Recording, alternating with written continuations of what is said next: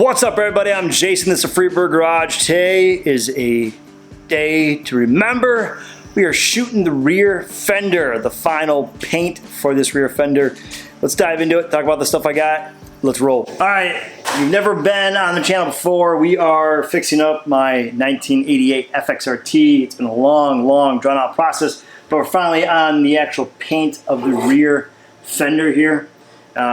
A lot of fixing, a lot of covering up, a lot of going back, going forth with this and trying to get this perfected in my eyes. And it's been banged out from dents that were all over it, got it all smoothed out. Very small body filler in areas like pinholes and everything, so it came out real nice in my opinion the way it has. And we primered it, sealed it all up, and then we smoothed it, wet sanded it, so now it is ready for paint. We're going to be using all this Perfect Coat just from a local painter that recommended me. Essentially, I think it's like a mid-grade paint without spending the big dollars into like Duplicolor, or I should say Duplicolor. Just whatever the premium paints are that are like $600 per quart. All right, so we're going to be using stuff that's pretty decent that I can get, and going to shoot it with a Harley-Davidson Makeup Black. What I mean by that is a special formula for it to be an actual Harley-Davidson black. If you go and buy it by the code that they have, which is kind of hard to find, I found it, and if you go to like a Painter's Supply or PPG, they have one near you, it is roughly $400 a quart, and I have a gallon back here, definitely not of that Harley-Davidson paint. This is a mixture of what my Painter's Supply was able to make their Harley-Davidson black, which I'm sure is going to look just fine compared to the rest for the most part. I guess perfectionists will tell the difference, but if you're shooting a fender to try to match something from 1998 that's already on there, it's not going to match. You have to reshoot the whole thing just because of the fading of the colors. All right, so what we're going to do first is we're going to get some of the paint mixed up. I got my booth outside. I'm shooting at night because of the humidity. It's a lot, I want to say the humidity is just lower. It's here in Michigan. It's pretty hot and humid during the day. A lot of rain's been going on. Nighttime, the humidity obviously drops down, makes it a little bit easier. Been tweaking my setup, so I have a full inflatable paint booth, and we'll probably move on to that next. And we'll just get to starting to mix some paint, get to shooting, get it done. All right, let's get to it. So a lot of the paints are different for how you have to mix it down. This is a 1-to-1 reducer, so our ratio cup, we're going to be using the 1-to-1 here. And going essentially, if I fill it up here, it goes to here, and so on and so forth on the 1-to-1. Everything is always different, so if you're doing this for some reason, watching me to see how you want to do it yourself, if you're going to paint, just pay attention to the manufacturer who does your paint. So my guy who did it for mine and mixed it, made sure I put on here 1-to-1 so I wouldn't forget. And it's usually a better paint when you do 1-to-1. If you do like a 2-to-1, it's a bit thinner and you have to use more paint for less money of paint, so you kind of end up using the same. Anyways, we'll save that for later, all right? So let's get the mix going here. Pop this open, show you guys, see what this black looks like. Never seen it before, so. All right. Wow, it is black. Black as black could be. I don't know how you can tell the difference between Harley and not. So there it is. And we are going to look to see how far up the ratio cup. It's a rear fender that we're shooting and not a full 10 set. So I think I'm going to go half on this. So that would be 4. So technically we'd be going up to probably about here, which would end us up here for 1-to-1. So let's pour that in. A little over, let's see. Bam! Right on the dot for 4. I got my reducer in a cup over here all ready to go. And black always, at least from what I've seen and shot a little bit of, always wants to go thin. So we're gonna mix that up. Yeah. Well, I messed that up. Let's see here, we got enough for another one. Okay, I'm gonna pour this in another cup ratio just to make sure we're right on the money.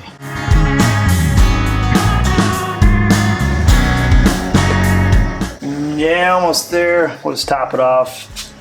Go by the exact directions. That's good. All right. 1 to 1. Give it a good mix. Be a chemist. Okay. Now we're gonna get this into our actual spray cup and get ready. I got these cool like disposable ones.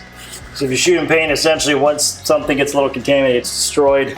So take one of these, plop it right in there, use our filter up here, make ourselves a little stand. There we go. That way it's ready to go. As soon as we pour in, looks good.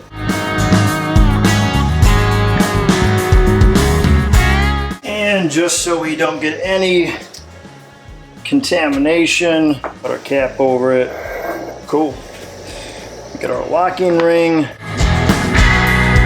We are set up to go there. We'll throw a cap on it just so until we are completely ready, which will be into about 5 minutes. If I hear muffled, got a blower obviously run this whole deal, so it's a little hard to hear. You got about that echo feeling. But anyways, here's our rear fender, ready to rock. It's on the bit of a taller side of the stand, so just gotta have to make sure I get my hand way up there and shoot it. We're all dark all the way around. I've wetted the floor down. Should be good to go. I'm gonna hit it with a degreaser. Very, very important to make sure we got that done. Make sure we get any of the last bit of oils off this, and then we're ready to go. All right, let's get it done.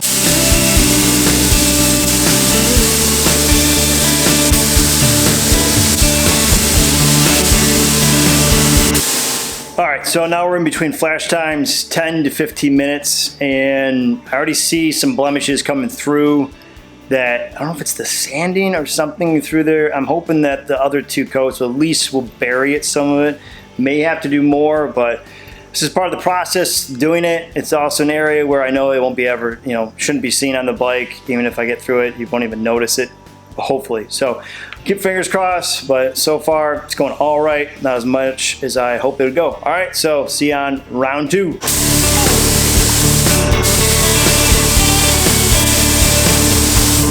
Back for round 2. All right, so some of the blemishes have slowly disappeared now, which is good. I'm excited about.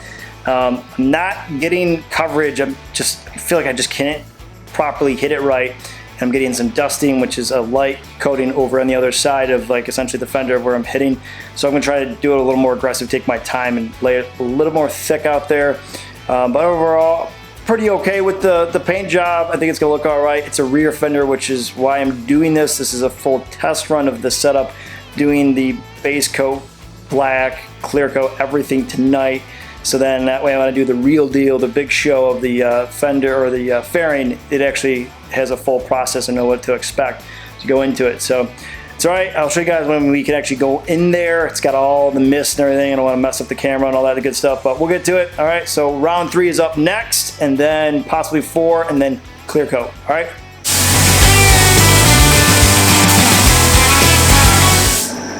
Third round, I got about 7 minutes now for my next one. I'm gonna do a 4th round on here. Everything's looking real well around this 3rd time shot. It looks like this paint is just thinner than I expected. So shooting it just needs extra paint on it. So pretty stoked.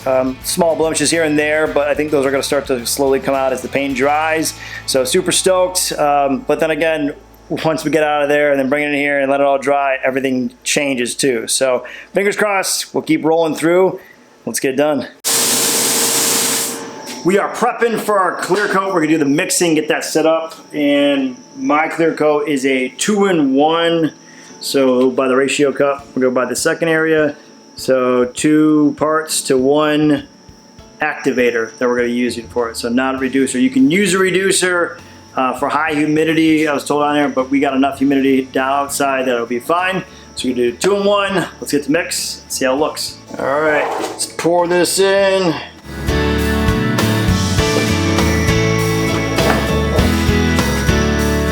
Perfect, right there. Cap this stuff off, get it cleaned up. Stuff is deadly. I mean, if you're gonna use your PP, this is some thick stuff. Definitely don't want this in the lungs. One thing to have paint, you don't even want that in there, but this stuff is like syrup to your lungs, going in and crystallizing. Some nasty stuff. So make sure we use our mask accordingly. not walk in afterwards without it. So.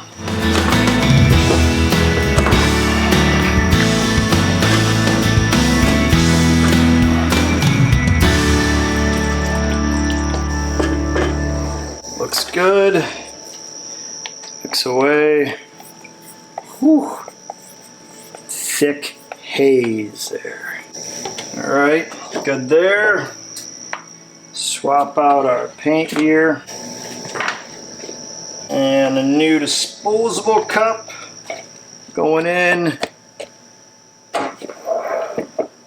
And make sure we use a brand new filter there. May have mixed way too much, but don't know till you try. So, all right. Whew. Go. We'll find a cap and see you guys outside.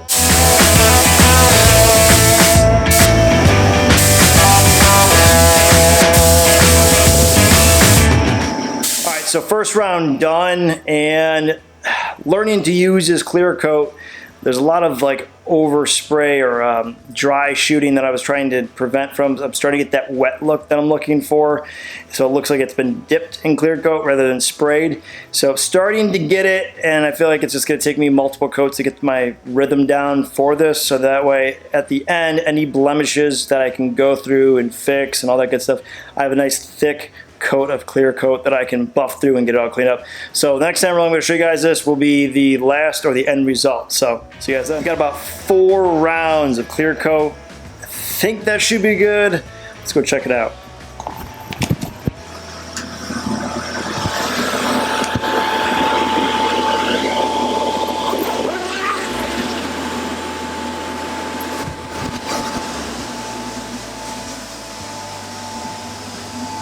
And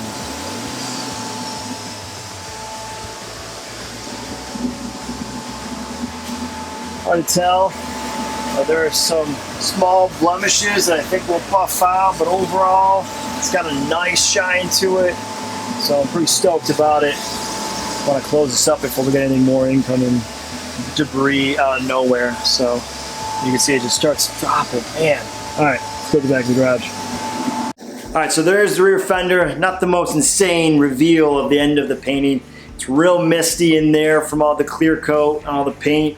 And there's a lot of orange peel that I need to buff out, and it changes overnight after it even cures for another look that's more the finish. The little dust particles that you see on there, that's floating on top, unfortunately, of the clear coat. It's actually not in the clear coat. You just pick that up. So got a couple pieces in there, and this is my whole test run. That way, if this is kind of messed up, I can tweak what I need to. And then when we get to the fairing, which is a lot more tedious to fix if something goes bad. So now I know where this kind of formula falls to be able to get this whole thing shot.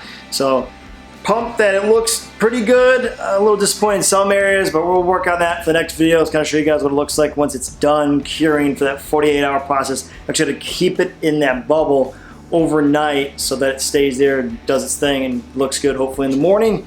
Fingers crossed. So, but for now guys, that'll be all for me on this one. I would greatly appreciate if you could hit that subscribe button, tap that like, press that notification, leave a comment below and tell what you think. And for those who've already subscribed, thank you. And as always, stay free. I'll catch you guys later. Peace.